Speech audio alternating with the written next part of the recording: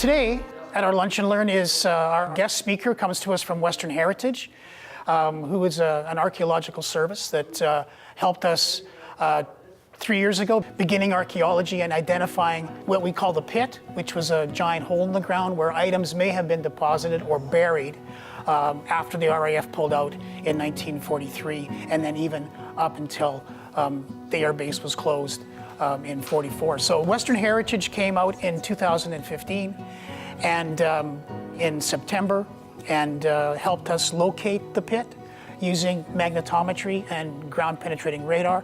And so Cara Pollio, who is with Western Heritage, is with us this afternoon to talk about their project. And then they came back in 2016, again in September, and we dug a series of test sites. And so she's going to discuss what they found and why those things are important.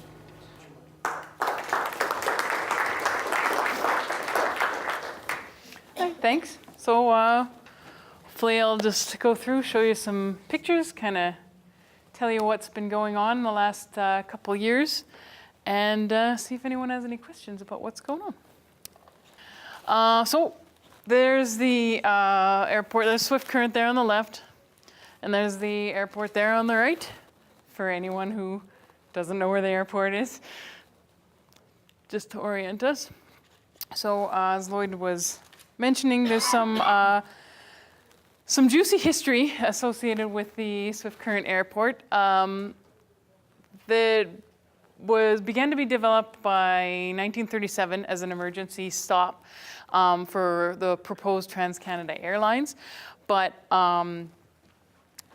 from 1940 to 1944, it served as a training base for pilots who served with the Royal Air Force. And it was, I think actually there's more than 105 training bases, but it was one of many training bases as part of a big contribution that Canada was making to the war effort, training up the new pilots. And there's a lot. The 105, a lot of them are in Western Canada because we got a lot of sky.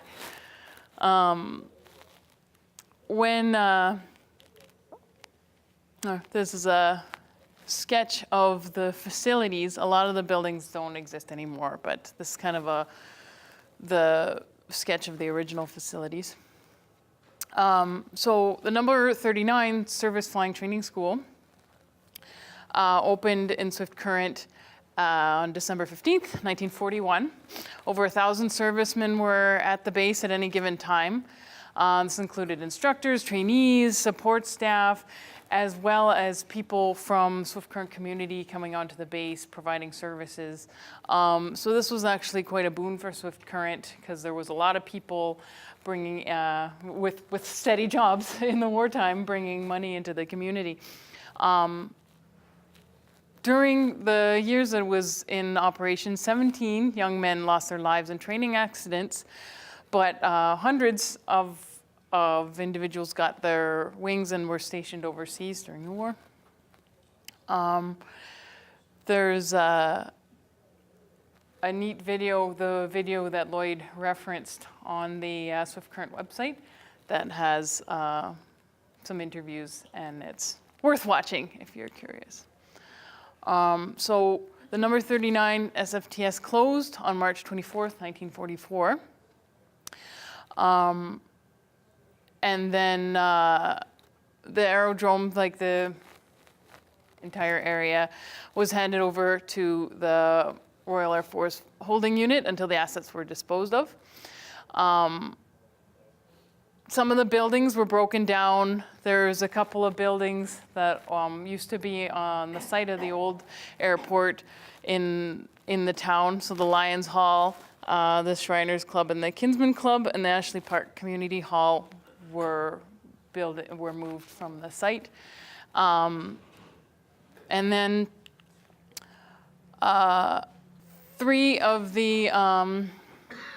two of the original 6 runways remain in use by the Southwest Flying Club still, so that's kind of neat. All that remains today of the wartime school are one complete hangar and one partial hangar and the tower of the original control room, the gunnery backstop, the maintenance garage, and the hangar pads. A mouthful, so I had to write it down. Space in one of the original hangars remains on site has been donated to the museum to create a display, and that's kind of linked to the project we're doing. So as Lloyd mentioned, plans for the space include some displays of artifacts from the training school, interactive displays, and whatever else going forward looks like it'll be the best for the project. So the current museum is working with airport staff to obtain archival records for various sources, like Lloyd was mentioning, and as I mentioned, the video, including an interview with a member of the Air Force, Corporal Roy Spence, who was just 20 years old when he came over from England to train at number 39 SFTS. It's a really neat video. I recommend you watch it. But because of all of this, it came to Lloyd's attention that when the assets were being disposed of, a lot of the materials, including tools, plane parts, stuff from the mess hall, they were all kind of thrown into a hole. So if you have an interest in historic archaeology, that's a literal treasure trove of materials that are just waiting there to be found. And so Lloyd had us come out and use some near-surface geophysics to try and locate the pit. So there was a couple of possible, I don't know if you can see it, but the red circles there, those were kind of identified as possible locations of the pit based on information from Lloyd sources. So in 2015, we decided to do ground penetrating radar and magnetometry to try and locate the pit. And the survey focused on the area on the east side of the present day sort of current air base where those circles were. And there is a telltale, quite large junk pile out there already. So that's a good tip that they were disposing stuff there, that there's stuff there already just sitting on the ground. So this is kind of the corner of the museum, and you can see the legend got reduced, looks like, but you can see on the right there is the dotted lines that indicate the grids we were using to go ahead with the near-surface geophysics. So that's a junk pile there. You can see it's quite large. We've got some stakes there in the front for scale. So we weren't actually able to do near-surface geophysics over top of it because of how treacherous it is. But we were able to get the edges of it, and it's extremely clear that from our near-surface geophys that there is a pit underneath the junk pile. We just weren't sure if that was the pit we wanted or if it was one of many. So we started with the ground penetrating radar. So the GPR cart there, that's my boss Peggy pushing the GPR cart. What it does is you lay out a grid and you push the cart along the grids every meter, or it can be less than a meter, half a meter, or wider, depending on what your goals are. And what it does is it sends electromagnetic waves into the ground. And they'll either continue going or they'll be bounced back off of objects under the ground. And how long and how many waves, how long the waves take to bounce back and how many bounce back indicates size and depth of whatever artifact is reflecting the waves. So this is really good for detecting changes in density. So say you've got a nice soil garden with no rocks except for one big rock that's a meter down in the middle of it. This would pick that up, no problem. It would flash right up because the rock would be significantly denser than the loose soil. So this is the kind of data that comes back. So you're looking at, so you can see there's not too much variation. They might be picking up little rocks or even isolated artifacts, but then you get a big dip right here, and this is actually a water pipeline that we knew about that was there. And then right here, you get a nothing, nothing, nothing, boom. So this was an anomaly. So we identified that as buried materials. And here's another example of what it looks like when you're hitting buried materials versus just the regular soil. So it's fairly easy to spot. And then you can use those slices of data to compile a map. So based on that grid we had laid out, we got right up close to the junk pile, and there's clearly buried deposits going, starting from just around where the junk pile is and going deeper at an angle underneath the junk pile.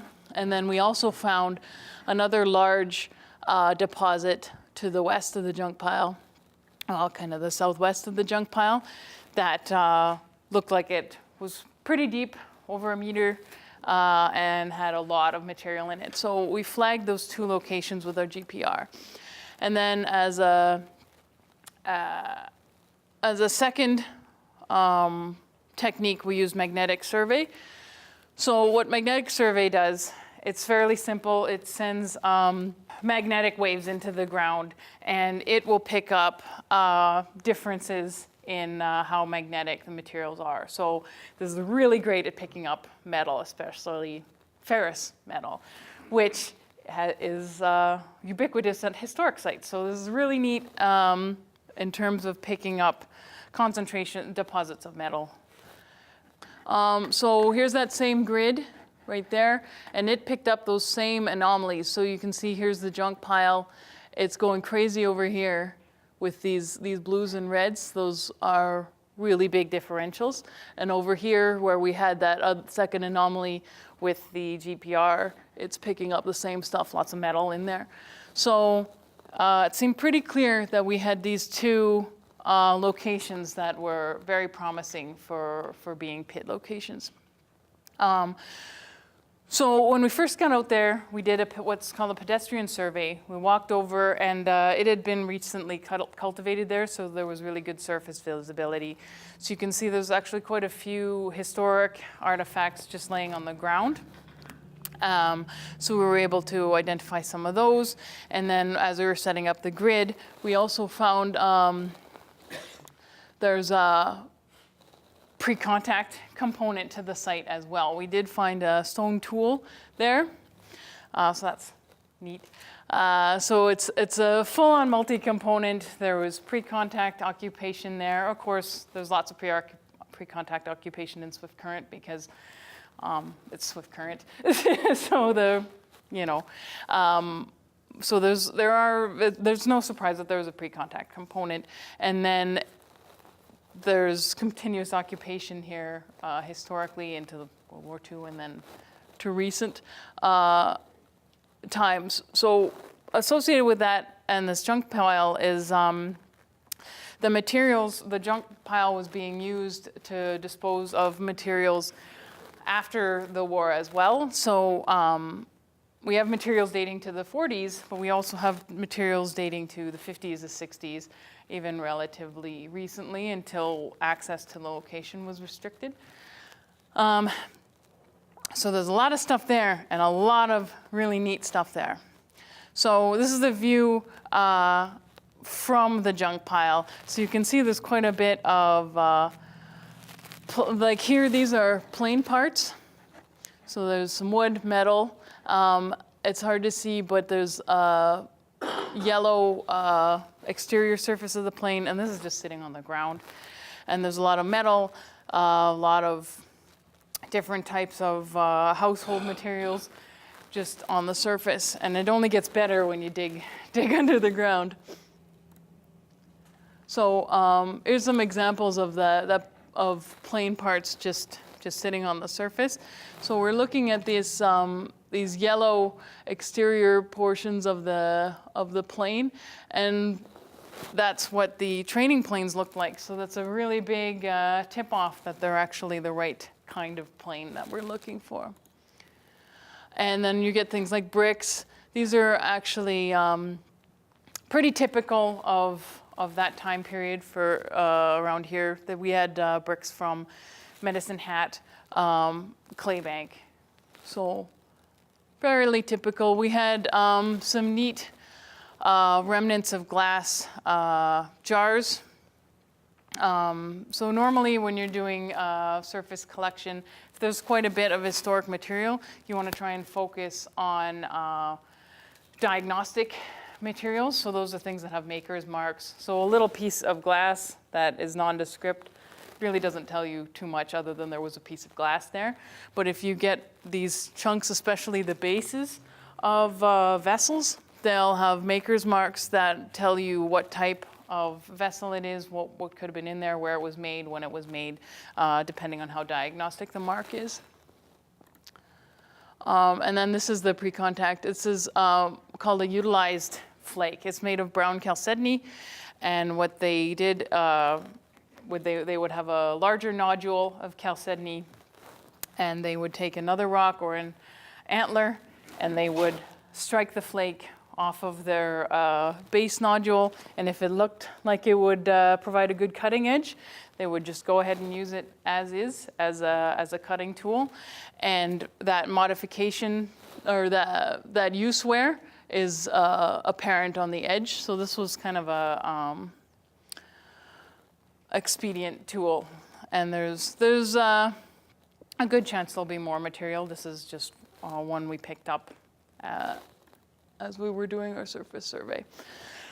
So based on the anomalies we found in 2015, Lloyd thought it would be good to have us come out again and explore what those anomalies were and the contents of them with some initial trenching. So what we did was plan out one long trench to bisect the anomaly that was away from the junk pile, and then two smaller ones, to one where the edge of the anomaly was apparent in the GPR, and one to the other side, just to see if there was how continuous the material might be and get a different angle at the junk pile.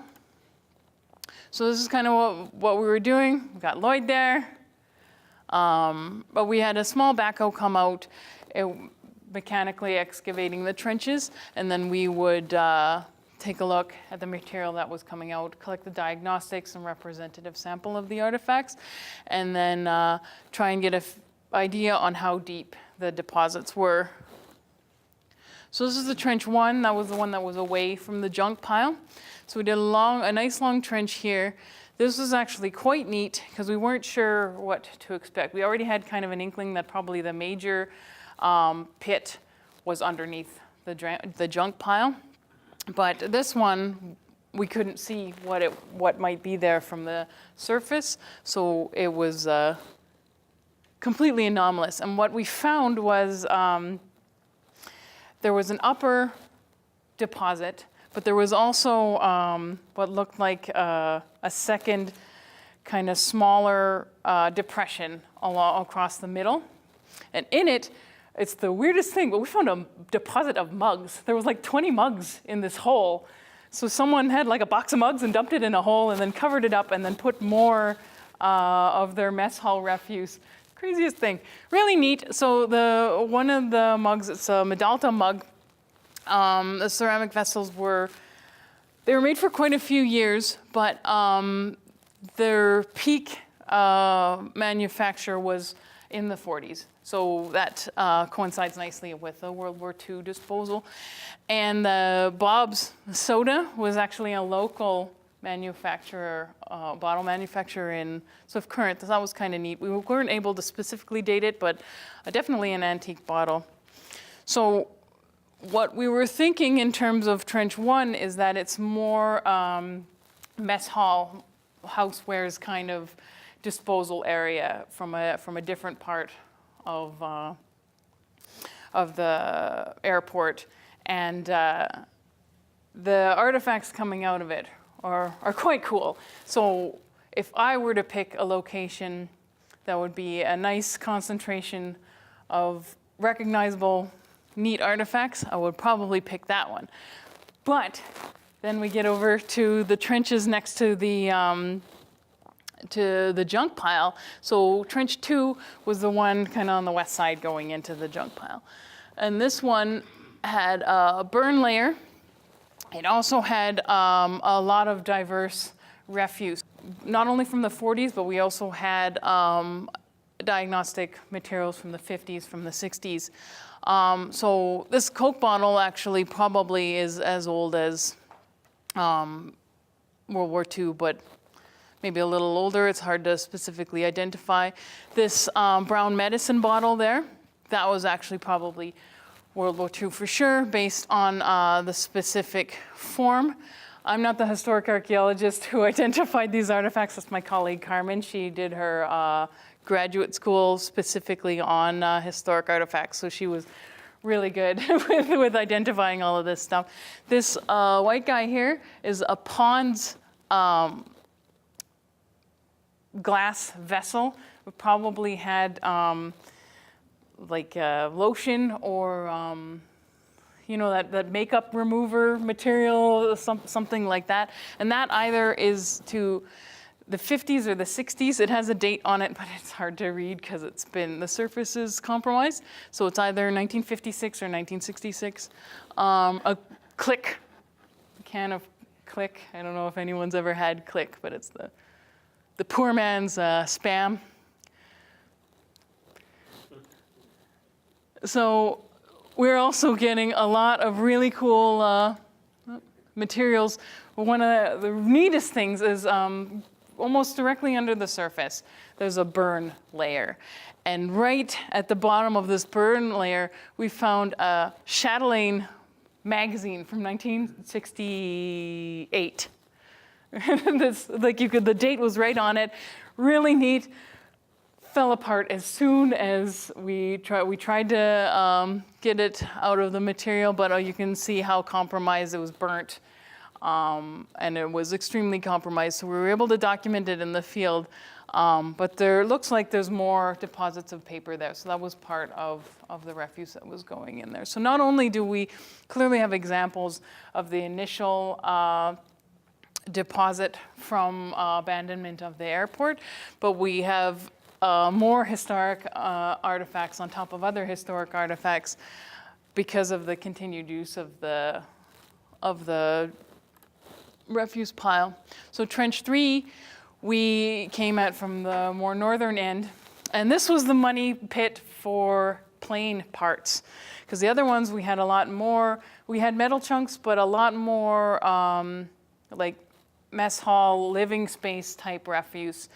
Trench 3 was all large chunks of metal with that telltale yellow coloration on the outside, kind of disturbed parts of what looked like parts of planes. We'd have to do a bit more research. So we kind of ran the gamut, very productive trenching. So we're kind of seeing different areas with different archaeological potential in terms of future excavations. So there was multiple diagnostic artifacts, showed you a couple, quite a few clearly datable to the World War II occupation of the location, with identifiable maker's marks, really, especially the ceramic, the glass, all of that preserves excellently.